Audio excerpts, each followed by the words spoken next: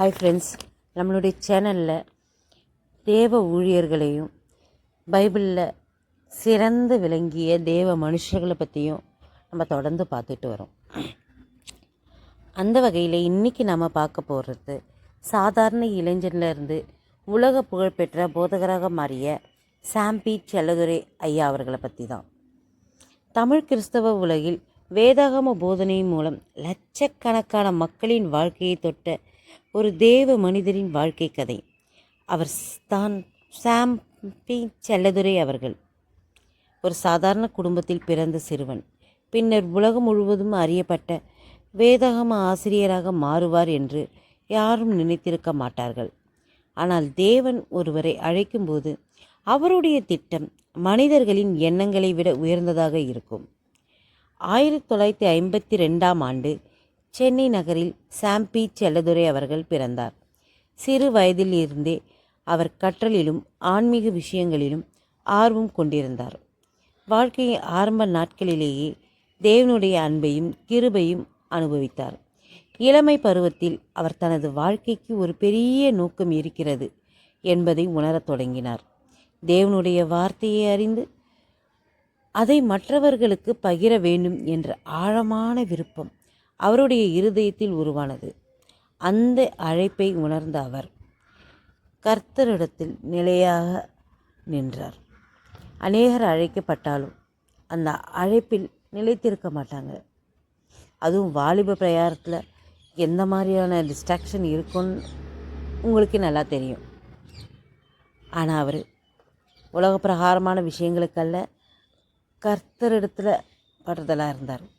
உயர்ந்த வேதாகம கல்வியை பெற அமெரிக்காவுக்கு சென்றார். ஆண்டவர் அழைச்சிட்டார், நம்ம ஊழியத்துக்கு நேராக வருவோம் அப்படியெல்லாம் இல்லை.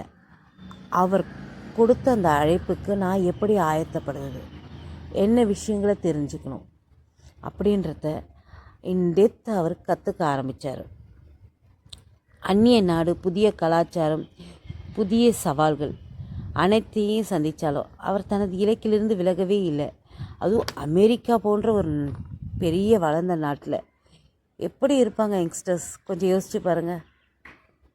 அமெரிக்காவில் அவர் வேதாகமத்தையும் தெய்வீக ஊழியத்தின் அடிப்படைகளையும் ஆழமாக கற்றார். தேவனுடைய வார்த்தையை சரியாக புரிந்து கொண்டு மக்களுக்கு கற்பிப்பது எப்படி என்பதை பயின்றார். பலர் அமெரிக்காவில் நல்ல வாய்ப்பு கிடைச்சா அங்கேயே தங்கி விடுவாங்க. ஆனால் சாம்பி செல்லதுரை அவர்கள் இருதயத்தில் இந்தியா இருந்தது. இந்திய மக்களை குறித்த பாரம் இருந்தது. குறிப்பாக தமிழ் மக்களுக்கு தேவனுடைய வார்த்தையை தெளிவாக கற்பிக்க வேண்டும் என்ற நோக்கம் இருந்தது. அதனால் அவர் இந்தியாவிற்கு திரும்ப முடிவு செய்தார். இது எளிதான முடிவு அல்ல. இருந்தாலும் தேவனுடைய அழைப்புக்கு கீழ்ப்படிவதே முக்கியம் என்று அவர் நம்பினார்.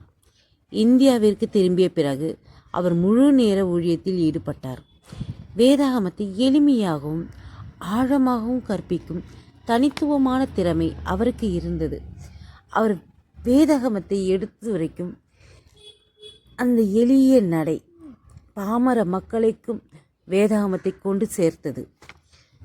அவரது செய்திகளை கேட்ட மக்கள் வேதாகமம் இவ்வளவு தெளிவாக இருக்கிறதா என்று ஆச்சரியப்பட்டனர். கடினமான வசனங்களை கூட எளிமையாக விளக்கும் திறன் அவரை தனித்துவப்படுத்தியது.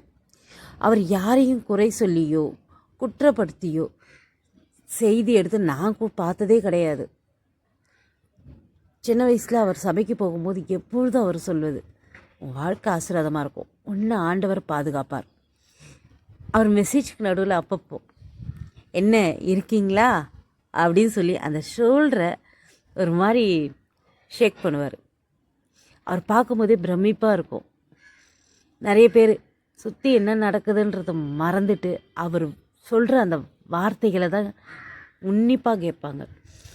குழந்தைங்க கூட அவருடைய போதனையை ஆர்வமாக கேட்குறத நான் பார்த்துருக்கேன். 1985ஆம் ஆண்டில் சென்னை ஏஎஃப்டி சபையின் தலைமையை அவர் ஏற்றுக்கொண்டார். அந்த பொறுப்பை ஏற்றபோது ஒரு பெரிய சபையை நடத்துவதற்கான சவால்கள் இருந்தன. ஆனால் அவர் தேவனை நம்பி முன்னேறினார். அவருடைய தலைமையின் கீழ் சபை வளரத் தொடங்கியது. ஆயிரக்கணக்கான மக்கள் தேவனுடைய வார்த்தையை கேட்க வந்தனர். பல குடும்பங்கள் மாற்றப்பட்டன. பலர் இயேசுவை குறித்து அறிந்தனர். சாம்பி செல்லதுரை அவர்களின் வாழ்க்கை நமக்கு ஒரு முக்கியமான பாடத்தை கற்றுத்தருகிறது.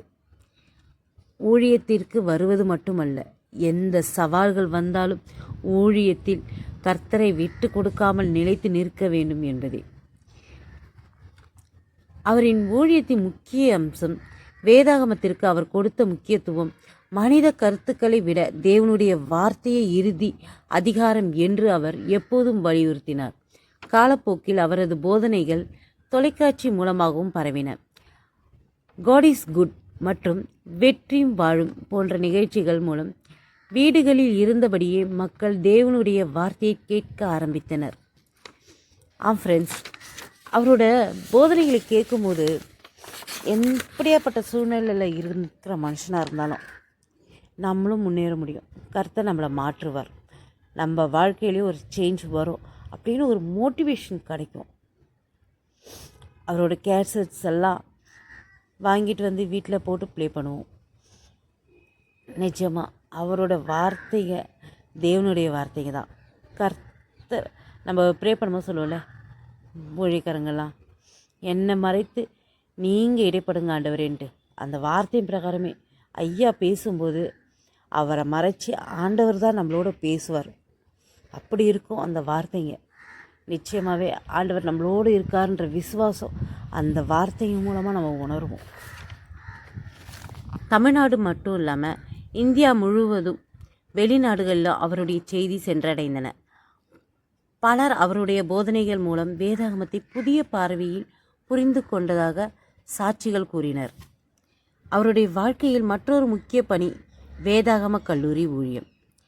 எதிர்கால போதகர்கள் மற்றும் சுவிசேஷகர்களை உருவாக்க வேண்டும் என்ற நோக்கில் அவர் செயல்பட்டார். இதன் மூலம் நூற்றுக்கணக்கானோர் பயிற்சி பெற்று பல்வேறு இடங்களில் தேவ ஊழியத்தில் ஈடுபட்டனர். ஒரு நல்ல தலைவரின் அடையாளம் அவர் உருவாக்கும் தலைவர்கள்தான்.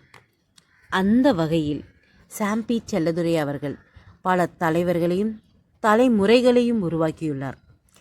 அவருடைய போதனைகளில் விசுவாசம், தேவனுடைய அன்பு, கிருபை, ஜெபத்தின் வல்லமை, வேதாகம சத்தியங்கள் ஆகியவை முக்கிய இடம் பெற்றன. பல ஆண்டுகளாக அவர் சோர்வின்றி ஊழியம் செய்து வருகிறார். காலங்கள் மாறின, தொழில்நுட்பம் மாறியது, ஊடகங்கள் மாறின. ஆனால் தேவனுடைய வார்த்தையை அறிவிக்க வேண்டும் என்ற அவருடைய அர்ப்பணிப்பு மாறவில்லை. இன்று உலகம் முழுவதும் ஆயிரக்கணக்கான மக்கள் அவருடைய போதனைகளால் ஆசீர்வதிக்கப்பட்டு வருகின்றனர். பல குடும்பங்கள் அவருடைய செய்திகளின் மூலம் நம்பிக்கை பெறுகின்றனர். சாம்பி செல்லதுரை அவர்களின் வாழ்க்கை நமக்கு ஒரு முக்கியமான பாடத்தை கற்பிக்கிறது. தேவன் கொடுக்கும் அழைப்பை ஏற்றுக்கொண்டு விசுவாசத்துடன் நடந்தால் அவர் அற்புதமான காரியங்களை செய்வார். ஒரு சாதாரண இளைஞனாக தொடங்கிய பயணம் இன்று லட்சக்கணக்கான மக்களை தொடும் ஊழியமாக மாறியுள்ளது. இது மனித முயற்சியால் மட்டுமல்ல, தேவனுடைய கிருபையாலும் வழிநட ஏற்பட்டது.